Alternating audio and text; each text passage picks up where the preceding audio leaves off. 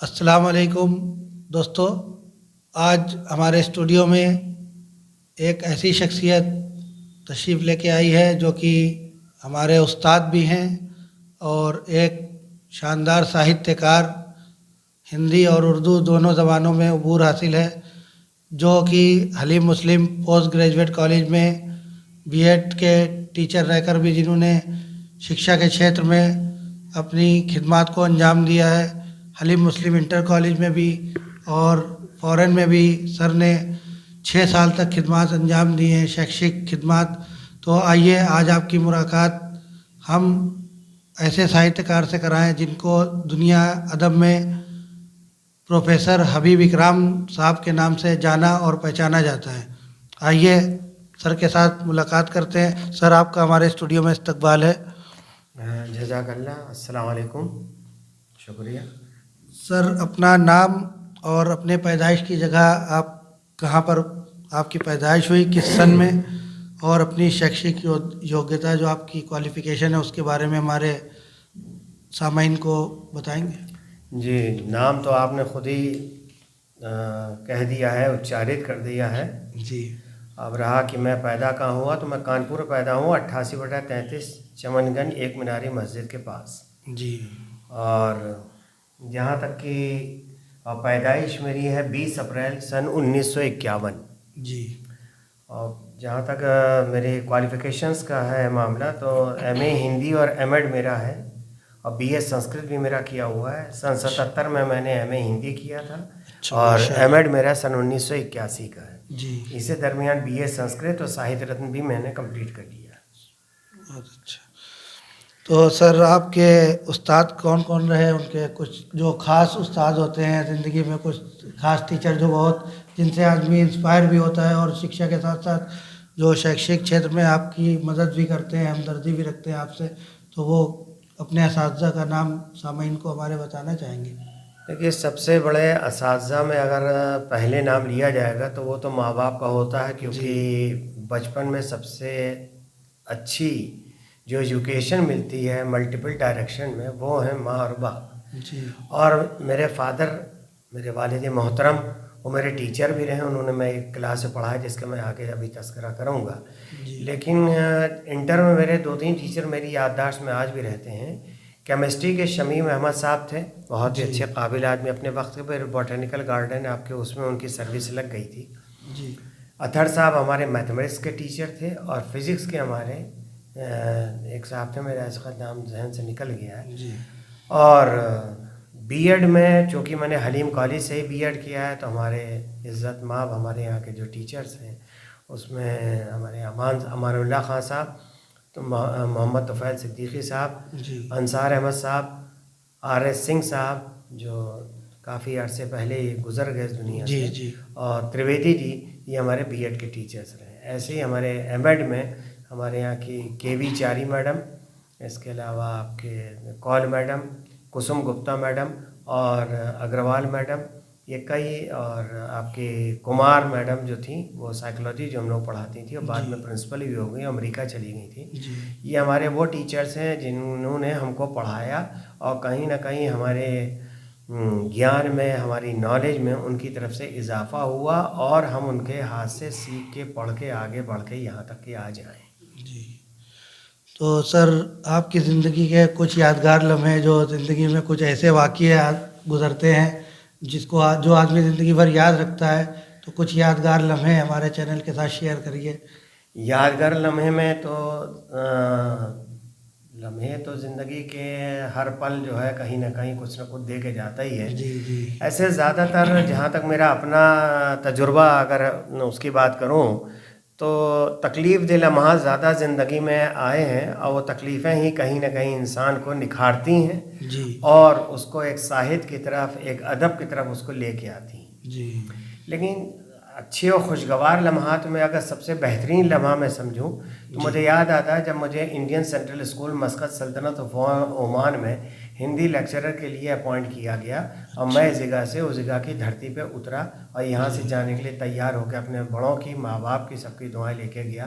ये मेरी ज़िंदगी का सबसे बेहतरीन जो लम्हा खुशी और के यादगार। लम्हे थे उन लम्हों में सबसे यादगार हाँ, लम्हा सबसे यादगार ये है। जब फॉरेन पढ़ाने के लिए आप यहाँ से हालांकि लोग बताने को ये भी बता सकते हैं कि शादी भी एक बेहतरीन था, और जी, इसके अलावा जी। हाई स्कूल हुए तो उसकी कुछ किसी की यादें होंगी, किसी की इंटर भी और किसी और की होगी। जी। लेकिन मैं समझता हूँ अगर सबसे बेहतरीन रहा है कि इस मुल्क से दूसरे मुल्क जाके कॉलेज में पढ़ाना बहुत बड़ी एक बड़ी उपलब्धि, जी, बहुत जी। बड़ा अचीवमेंट मेरे लिए रहा है। जी।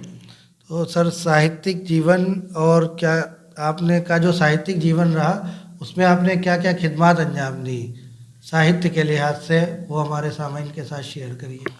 साहित्य तो एक तो यही है कि साहित्य में हमने पढ़ा लिखा, और इसके अलावा अगर हम उन किताबों और बाकी अगर तफसील में इस वक्त अगर नहीं जाएं, या अगर आप कहिए तो तफसील उसकी जी इसी हाँ, किताब- मुख्तसर तफसील जो हो। तो असल में ऐसा हुआ, पढ़ने का शौक़ तो मुझको सन एक चूँकि मैं पढ़े लिखे कुनबे से था, मेरे वालिद मोहतरम बहुत ही काबिल शख्सियत रहे, और सन 1952 में वो इकनॉमिक्स एमए और साइकोलॉजी एमए उनका हो चुका। माशाअल्लाह, बड़ी और बात है। उस दौर में जब लोग इतना पढ़ते जी, नहीं थे, पढ़ उस नहीं दौर के पाते थे। Post graduate. जी, सन 49 या मैं आपके सन 52 में उन्होंने एमए साइकोलॉजी दूसरे सब्जेक्ट से एमए किया था। जी।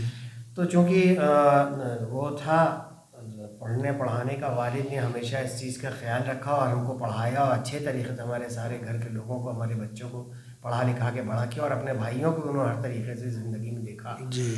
तो पढ़ने का शौक़ हमको जो था ख़ासतौर से हिंदी की तरफ रुझान वो आया सन 67 और सन 70 से। सन 70 में वो ज़माने ब्लिट्स अखबार एक आता था, तो उस ब्लिट्स अखबार वो वीकली होता था।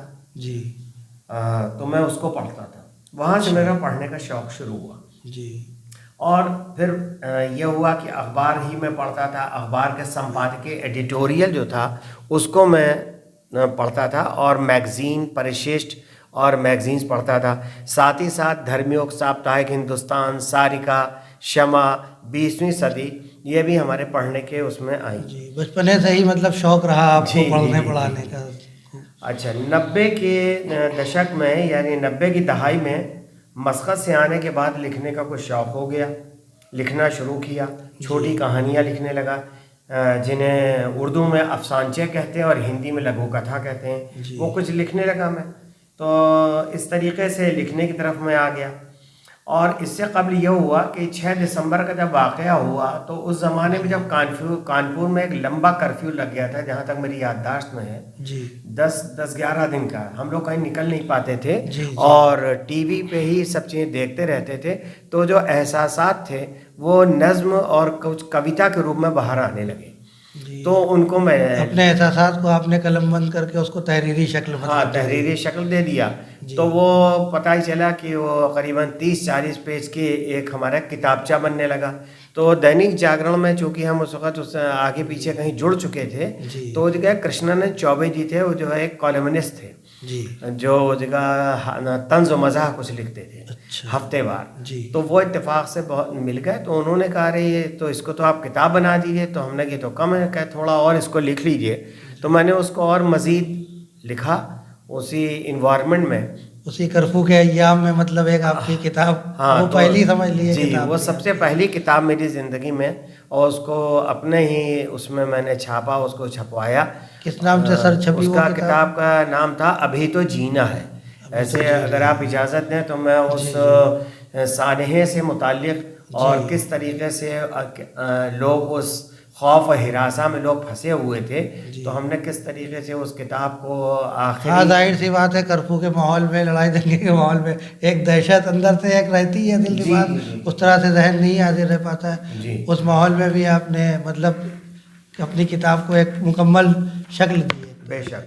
तो मैं चाहता हूँ कि चूँकि ये शुरुआत थी और एक अच्छी किताब थी, और इस सानिया के बाद हमारे तासुरात हमारी जो निकल के आए, तो उस किताब का नाम ही था कि अभी तो जीना है, डरना नहीं है। एक उम्मीद, मतलब एक उम्मीद बंधाई हमने सारे लोगों को। हिंदुस्तान में जो हालात सन 1992 में हो गए थे 6 दिसंबर को, तो पहली तो आखिर की नज़्म थी, जब लास्ट हमने सारा पूरा दिखा दिया, और ये आज़ाद नज़्म था। जी। तो आज़ाद नज़म ने अभी तो जीना है टाइटल किताब कविता का है, ये नज़्म का नज्म है। सर हमारे क़ारीन सामाइन को आप जो है सुनाना चाहेंगे? जी जी, मैं चाहता हूँ। सुनाइए। ए हवा बस अब ठहर जा, मत और हो अब आदम खोर, बहुत हो चुकी धमा चौकड़ी, जी। बस अब कर प्रतीक्षा बादलों के आने की, नशीला अंधकार छाने की, बिजली कड़कड़ाएगी फिर गिरेगी रिमझिम पानी की फुहार, भीगेंगे बदन उठेंगे सेहरन, पींगे आकाश को चूमेगी, जी। उड़ते आएंगे लहराते राखी के बंधन, वाह। बैंड बाजों की धुन, वीरों के गीत, सौंधी सवैयों की सुगंध, रंग बिरंगे परिधान, जी। अद्भुत होते दीपदान, गिरजों की घंटियां, गूंजती मदमदाती वादियां, मुस्काता गदराता यौवन, यौवन पर फिसलता गुलाल, भांगड़े की मस्तानी चाल, मजदूरों के मन भावन गीत, यानी एक महीने आ रहे हैं उसके बाद, कुर्बानियों से उठता संगीत, माटी से उठती भली सुगंध, खुल जाएंगे सारे बंधन, अभी तो सबको जीना है नहीं कुछ और अब खोना है, ठहर जा ए जालिम हवा मतौर हो अब आदम खोर, अभी तो जीना है। अभी तो जीना है। इसी एक के- उम्मीद जो थी जी। उसके बाद ये होना है, मतलब उस पे ही पूरी। हाँ, एक के बाद एक त्यौहार आएंगे, एक के बाद जी। खुशियाँ आएंगी, और ये जो हालात गुजर गए हैं कत्ल गारत के, इससे निकल के अभी कुछ और जी। बाकी जो अभी जीना है। जी। इसके बाद अगली एक नज़्म में और पढ़े देता हूँ, थोड़ा और इंतज़ार, ये इसका टाइटल है। मत घबरा ये है पल भर की तकलीफ़ें, थोड़ी देर की है काली छाया, क्या लंबे समय तक चल सकता है जुल्म, क्या अत्याचार की टहनी फलती है अधिक दिन, कंस का कितने दिन तक चला मानवीय राज, रावण कब तक संभाल सका घमंडी गद्दी, फिरौन और नमरूद का कैसा रहा अंत, कब तक चलती है आखिर आसुरी अबू जहली प्रवृत्तियाँ, ऐसे भयंकर तूफान आते हैं और आकर चले जाते हैं, काले डरावने बादल छाते हैं, छितर कर खिसक जाते हैं, भयानक स्वप्न होते हैं मिनटों फलों और क्षणांश के, खराब मौसम मिनटों या घंटों का लेते हैं समय, काली रात थोड़ी देर की तो और है बाकी, सुनहरा सवेरा बाने ही वाला है, बंसी के स्वर मोरों की थिरकन बच्चों की किलकारियाँ और इंद्रधनुषी रंग फैलने वाले हैं अभी सबोर, बस करो ज़रा सा इंतज़ार, थोड़ा और इंतज़ार। ठीक। एक फिर आखिर इसको किताब के इख्तिताम पे मैंने आखिरी एक दुआ करी जिसका टाइटल मैंने रखा प्रार्थना। हे ईश्वर प्रभु दाता मेरे परमात्मा, मुझको ऐसे रास्ते पर चला कटे जिससे ना किसी का गला, होता रहे बस भला ही भला, मैं कटूं या न कटूं परंतु कट जाए बेरोजगारी भुखमरी और अशिक्षा, जबकि देते रहे हम पूर्व में इसी धरती पर दूसरों को रोजगार, धन वैभव और विभिन्न धर्मों की सम्मानित शिक्षा, आज फिर दे दे ए मेरे खुदा भारत को वो पहला सा जलवा, आसमानों से फिर उतरें भर भर कर मन और सलवा, दसों दिशाएं हो दिव्यमान कुछ ऐसी फिर चले हवा, ए मेरे मालिक ए मेरे स्वामी हे अन्नदाता, देश को फिर ऊंचा उठा, बढ़े जिससे हमारा मान और सम्मान, दूर हो हमारी मूर्खता और हम गर्व से कह सकें कि हम हैं भारतवासी पक्के हिंदुस्तानी, जहां सब एक हैं, और वो नारा हो जाए फिर अर्थवान कि हिंदू और मुसलमान सिख और ईसाई सब आपस में है भाई भाई। ये दुआया कलमात रहे हैं। जी, ये दुआया कलमात जी। तो सर ये हमारी किताब सन 1993 में शाया हुई, और फिर एक के बाद किताबें हमारी आती चली गईं जी। और सन 2010 से हमारी किताबों का शुरुआत हुई, जिसमें कागज़ की मोहरें हमारा पहला जो हम सन 90 में लिख रहे थे लघु कथाएं, वो एक एक करके आना शुरू हुई। सन 2010 के अंदर हमारे कागज़ की मोहरें आईं, फिर मुस्कान की मौत 2 साल के अंतराल पे 2012 में मुस्कान की मौत आई, नहीं बदला ज़माना अगले साल एक आई, फिर 2014 में हमारा एक कहानी संग्रह कितनी अकेली आया, और साथ ही साथ एक हमारे आज़ाद नज़्म की एक किताब आई पहेली इस सदी की। पहेली इस सदी की। तो ये एक हमारे इस तरीके से हुआ। सन 1915 में फिर हमारी फिर एक लघु कथा संग्रह, चूँकि लघु कथा संग्रह पे अल्लाह की कुछ ऐसी है कि जो मैं लिखता हूँ और कम से कम अल्फाजों में, जिसका लोगों ने बहुत तारीफ़ भी करी, हमारे कॉलेज के टीचर हजरात ने, हमारे मिलने वालों ने, हमारे जो पाठक हैं, जो हमारे किताबों को पढ़ने वाले हैं, उन्होंने इस किताब, तो दिलासा की डोर 2015 हमारी ये किताब आई। 2016 में एक हमारी किताब आई अभी तुमको आना होगा। ये बड़ी कहानियों का हमारा संग्रह था जी। कितनी अकेली और तुमको आना होगा, ये हमारी 2 किताबें इस तरीके से आई। सन 17 में फिर एक लघु कथा संग्रह आया जिसका नाम था लाल नहीं हरी बत्ती। आमतौर से देखिए, आप अगर चौराहों पे आज भी कानपुर में निकलेंगे तो कभी कभी ऐसा होता है या होता रहा उस ज़माने में, मैंने कई बार देखा कि जब हरी बत्ती है तो दूसरी तरफ के लोग जा रहे हैं जी, और जब लाल बत्ती हुई तब हमारे वो पुलिसमैन ने, ट्रैफिक के आदमी ने जो है उसको हाथ दिया और लाल बत्ती में सबको निकाल रहा है।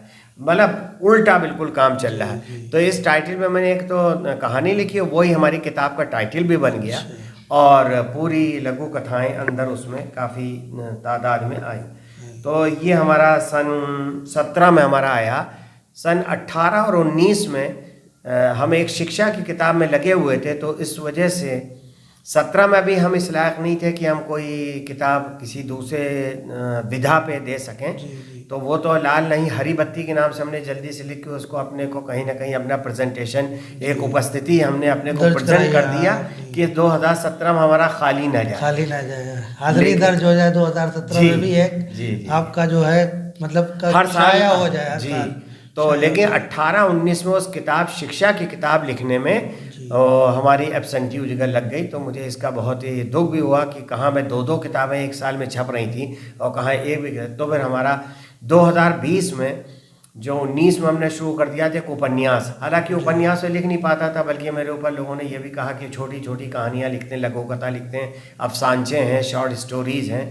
तो मैंने बड़ी भी लिखी, तुमको आना होगा, जो 8 पेज, 10 पेज, 12, 14 पेज की भी कहानियाँ उसमें मेरी आई। तो उपन्यास मेरा है उठा बगुला प्रेम का। उठा बगुला प्रेम जी, का। ये कबीर का एक दोहा है कि उठा बगुला प्रेम का, तिनका उड़ा आकाश और तिनका तिनके से मिला, तिनका तिनके पास। ये मिस्ट्री है, ये रहस्यवाद है हिंदी में, और ये दूसरी ज़बानों में भी इस चीज़ आई है। ये सीधे इसको अल्लाह से, परमेश्वर से और इंसान का इसका मिलना है कि उठा बगुला प्रेम का, तिनका उड़ा। या कबीर ने यह भी लिखा है, जल बिच कुंभ है, कुंभ भी जल है, बाहर भीतर पानी, फूटा कुंभ जल जल ही समाना, ये तत् कहत ज्ञानी। यानी जो इंसान के अंदर के जो रूह है, जब ये इंसान ख़त्म होता है तो ये रूह जाकर के उसका रूह में जाके मिल जाती है। फूटा कुंभ जल जल ही समाना, तो ये उन्होंने रहस्यवाद की चीज़ कही। या लाली मेरे लाल की जिद देखूं तितलाल, अब मैं लाली देखन मैं गई तो मैं भी हो गई लाल। यानी खुदा से मिलने की जो सूफियाना चीज़ है वो हिंदी में इस तरीके से कबीर ने रहस्यवाद को लेके चला। तो वहाँ से मैंने टुकड़ा उठाया कि उठा बगुला प्रेम का, कि प्रेम का जो बगुला उठता है, यानी वो जो एक तरीके से आती है चीज़, तो वो हमने उसका टाइटल दिया। वैसे ही हमने उसके कवर भी हमने बनवाया कि जो बवंडर उठ रहा है और प्रेम का है, और गुलाबी रंग का उसका कवर पेज की डिज़ाइन थी, जी डिज़ाइन उसको दिया। तो इस तरीके से हमारा सन 20 में ही आया। और 20 ही में चूंकि ये आपका कोरोना ऐसी एक बीमारी आ गई, तो इसमें कोरोना के हालात में हमारा फिर हम उससे कहीं ना कहीं अफेक्टेड हुए, पूरी दुनिया हुई, हमारा हिंदुस्तान हुआ, हमारी आवाम हुई। तो फिर हमने उस कहानियाँ, हमारी लघु कथा, हमारा एक संग्रह आया, कोरोना कौए की काँव काँव। जी, ये किताब हमारी आई कि कोरोना कौए के रूप में आके ऐसी काँव काँव काँव काँव किया कि उसने दिमागी और जिस्मानी हर तरीके का दर्द लोगों को सन 2020 में दे दिया।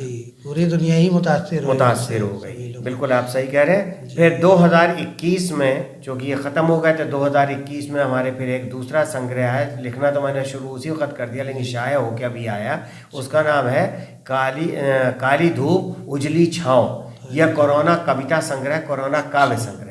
तो सन 21 तक की, ये सन 21 में हमारी, तो तो 20 में हमारी 2 किताबें आई, एक उपन्यास है उठा बगुला प्रेम का और कोरोना कौवे की काँव काँव। 21 में हमारी आई है काली धूप उजली छाँव, ये भी कोरोना से है। और एक इस वक्त किताब हमारे प्रिंट में चल रही है तंज मज़ा पे, वो भी कोरोना के जो हालात हैं उसमें कितना तंज आया, कितना मज़ा हुआ, किस तरीके के लोग हुए और कैसे कैसे हमारे जैसे आप वो कहेंगे हास्य और व्यंग्य के रूप में मैंने संग्रह को तैयार किया, जो इंशाल्लाह उम्मीद है 15-20 दिन के अंदर इंशाल्लाह छप के आ जाएगा 21 में। तो ये हमारा इस तरीके से पूरा वो रहा। साहित्यिक जो आपकी खिदमत है, कौन कौन सी किताबें आपने कब कब किस सन में लिखी, किस किस टॉपिक पे लिखी, वो सारी चीज़ें इसमें आई। तो चलिए अब इसी बात को आगे बढ़ाते हुए सर आपसे अगला सवाल हमारा कि आपने सर जो आपकी लाइफ रही उसमें आपने अपनी शैक्षिक जो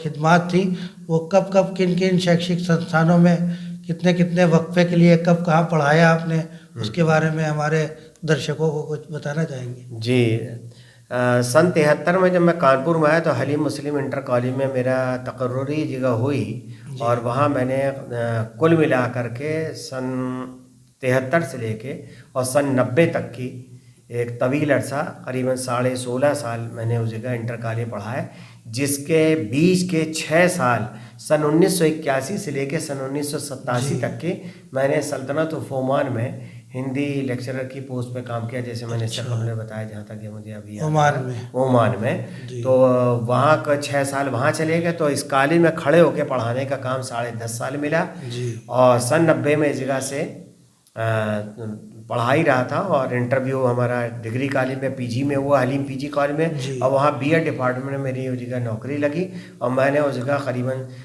23.5 साल आपके बीएड में मैंने पढ़ाया। 23.5 साल उसमें शायद आखिरी साल रिटायरमेंट सर कब हुआ? सन 2013 में 40 साल मेरे हुआ, लेकिन आपको रोक लिया गया था क्योंकि 2014 में बीएड हम लोग ने भी किया, तो हम लोग के क्लासेस भी आपने लिए है, मुझे याद है। वो रिटायरमेंट के बाद हम रिटायर हो गए थे और वो हमको तनख्वाह भी नहीं मिलती थी, मतलब वो ख़त्म ही हो गए, रिटायर हो गए, तो रिटायरमेंट के हिसाब से पेंशन मिलने लगी।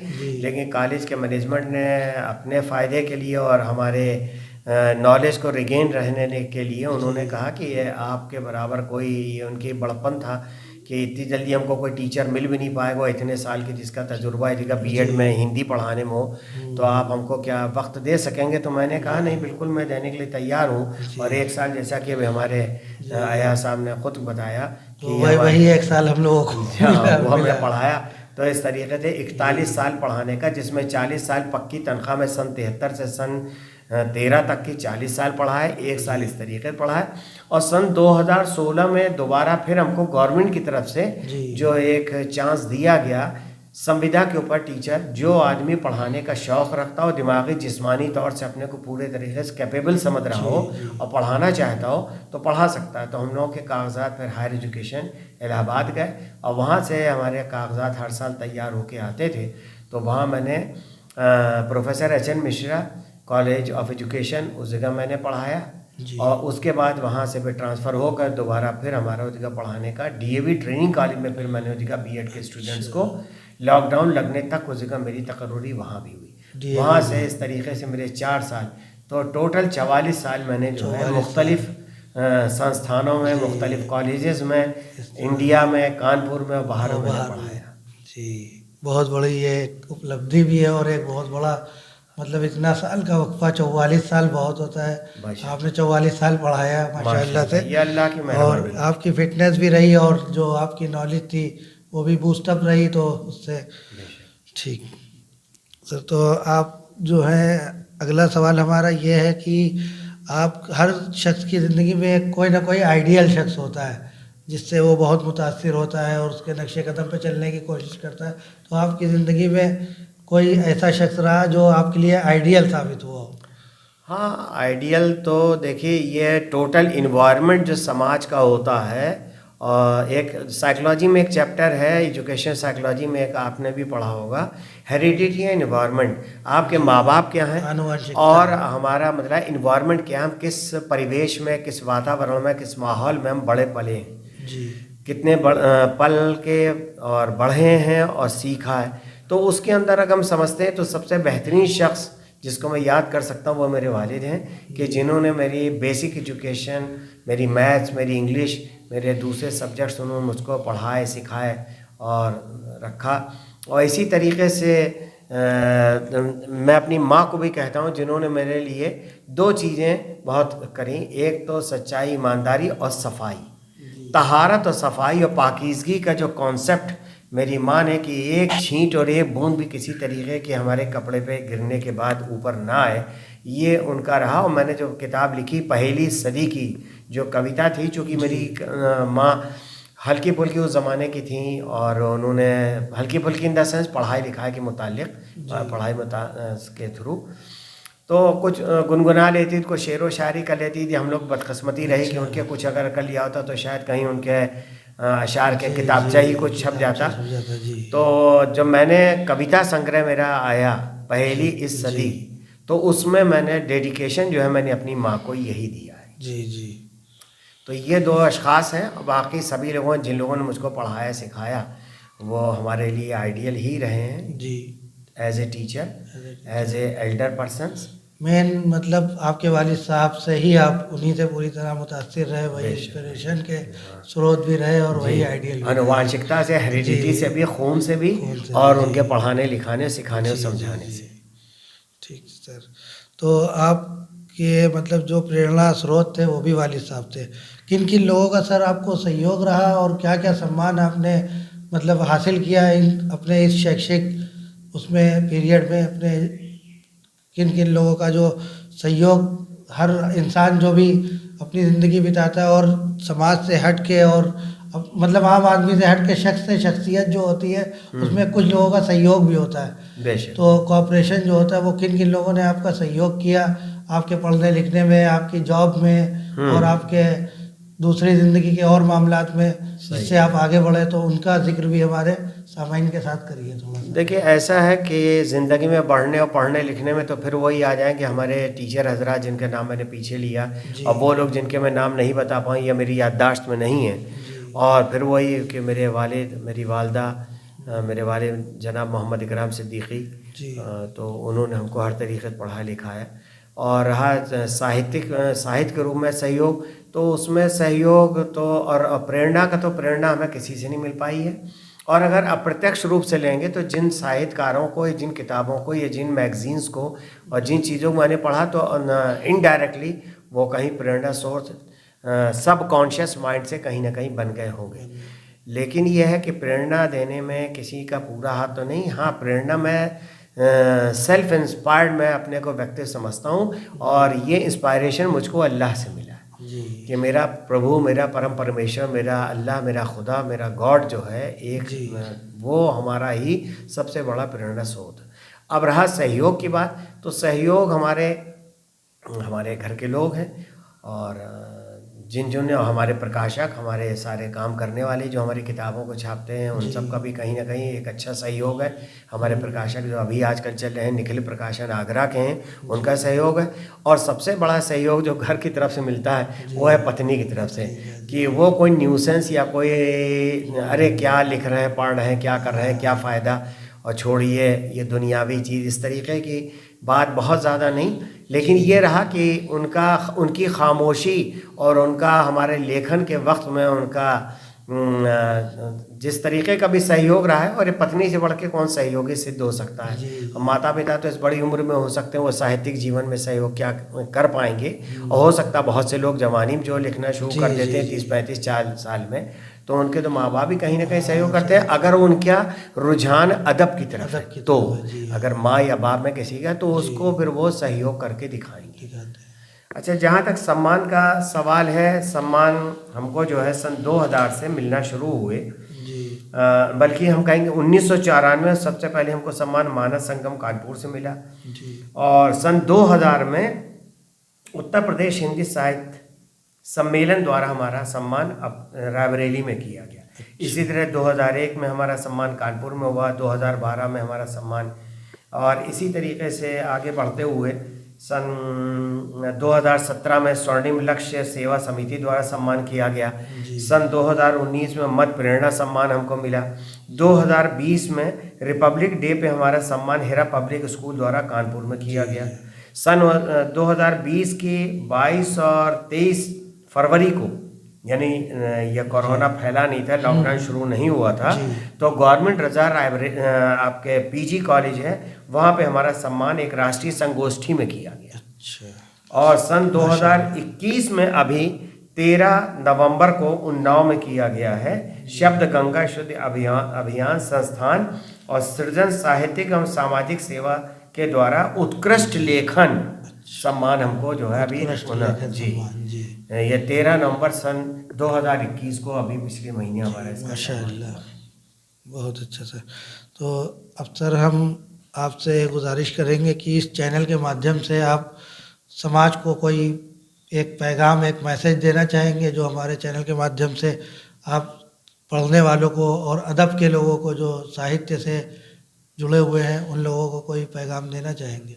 पैगाम हम 2 तरीके का देना चाहेंगे। हालांकि एक तो ये है, आपने अदब का और साहित्य की बात करी, और एक ये जो अदब में नहीं है, दिलचस्पी नहीं रखते हैं, साहित्यिक आदमी नहीं, तो उनको लिए क्या, तो उनके लिए ये है कि हम लोग दूसरे की खिदमत करें, दूसरों को तन से, मन से, वचन से, मनसा वाचा कर्मणा, तो हम दूसरों की खिदमत करें। जिस तरीके से अभी ये 2020 के कोरोना काल में जिस तरीके से लोगों ने खिदमत करी है, खाने से, पीने से, पैकेटों से, आपके भी जो ये एक एसोसिएशन, इसने भी बहुत किया, हम मुख्तलिफ NGOs ने बहुत काम किया है, तो हम लोग दूसरों को कहीं ना कहीं खिदमत करें उनको। अब जैसे हम पिछले करीबन 15-16 साल मुझको हो गया है, हमारे घर सुबह और शाम बच्चे दोनों वक्त पढ़ने आते हैं और मैं उनको फ्री कोच करता हूँ। सुबह के वक्त बीएड बिना फीस के बच्चों को पढ़ाते जी, बिना फीस के बीएड एंट्रेंस के लड़के लड़कियाँ, सुबह का उनको मैंने वक्त दे रखा है, क्योंकि उनके क्लासेस आपके 10 बजे के बाद होते हैं या फारिग हो चुके होते हैं BA BSc MA MCOM करके, तो वो उस वक्त आ सकते हैं लड़के लड़कियाँ। शाम के वक्त बच्चे चूँकि स्कूल जाते हैं सुबह के वक्त, तो शाम को अवेलेबल होते हैं। तो मेरा ये एक रहा एक तौर तरीक़ा कि 4 बजे से लेके 7-8 बजे तक ही हमारे घर में लड़के और लड़कियाँ क्लास 6 ऑनवर्ड्स किसी क्लास की पढ़ाई के लिए फ्री, वो भी हमारे घर आते रहे। मतलब अभी भी आप रिटायरमेंट के बाद भी 6 घंटा 7 घंटा बच्चों को फ्री कोचिंग दे के एक तरह से उनकी खिदमत अंजाम दे रहे हैं। तो ये खिदमत है जिस तरीके से हम दे रहे हैं, ज़रूरी नहीं कि 22, 24, 28 साल का कमाने वाला एक आदमी हो अपने पूरे, तो वो तो नहीं, लेकिन जो अपने को समझ लें कि हम इस तरीके की खिदमत से अपने समाज को आगे बढ़ा सकते हैं, तो इस तरीके से वो कोशिश करें, तो हम उसमें लगे हैं। अब यह है कि जब से लॉकडाउन हुआ पिछले साल, आपके 25 मार्च को लॉकडाउन आपके हमारे प्रधानमंत्री जी ने करा, तो उसके बाद से बच्चों का आना और लोगों का मिलना जुलना और डिस्टेंसिंग की सारी प्रोटोकॉल जो बताया गया उसके आधार के ऊपर बच्चों का आना फिलहाल अभी बंद हो चुका है। लेकिन जैसे ही हालात इंशाल्लाह नॉर्मल होते हैं तो फिर से वो जी, जैसे ही कोरोना हम लोगों को टाटा बाय बाय करके चला जाता है, तो उसके बाद इंशाल्लाह ये हमारे रविश जो है इंशाल्लाह फिर हमारी शुरू हो जाएगी इंशाल्लाह।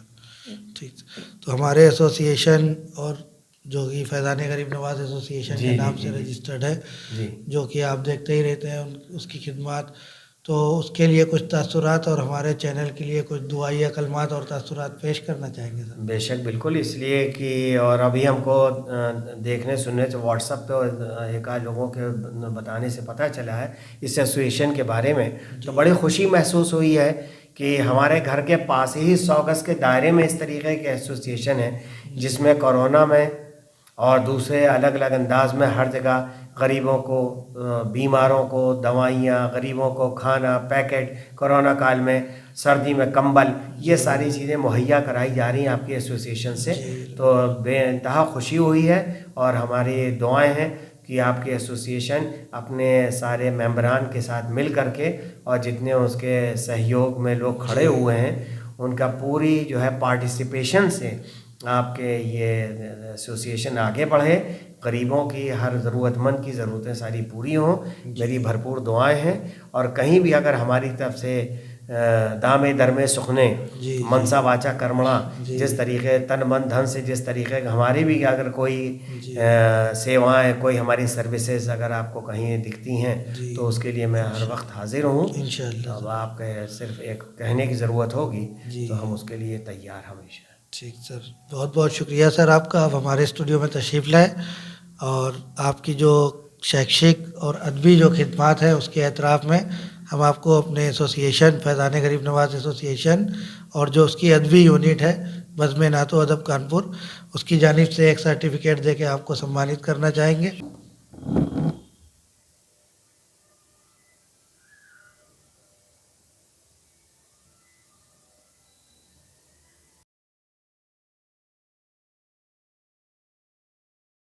तो ये थे प्रोफेसर हबीब इकराम सर, जिनसे आपने मुलाकात की और उनके साहित्यिक जीवन, शैक्षिक जीवन के बारे में जाना और बहुत सी उनकी जो कविताएं और जो संकलन उनके प्रकाशित हुए उसके बारे, कहानियों के बारे में भी उन्होंने बताया। इसी तरह से हम आपकी मुलाकात लिटरल, सोशल, एजुकेशनल, उल्मा, मशाइख, शोरा, उद्बा से करवाते रहेंगे अपने चैनल के माध्यम से। हमारे इस चैनल बज़्म नातो अदब FGNA को लाइक करें, सब्सक्राइब करें और शेयर करें और हमारे साथ हमारे इस काम में आगे बढ़ें। जज़ाकल्लाह। कैमरामैन मोहम्मद आसिफ वारसी के साथ अयाज अहमद चिश्ती, संस्थापक महासचिव FGNA कानपुर। अस्सलाम वालेकुम वरहमतुल्लाहि ताला व बरकातहू।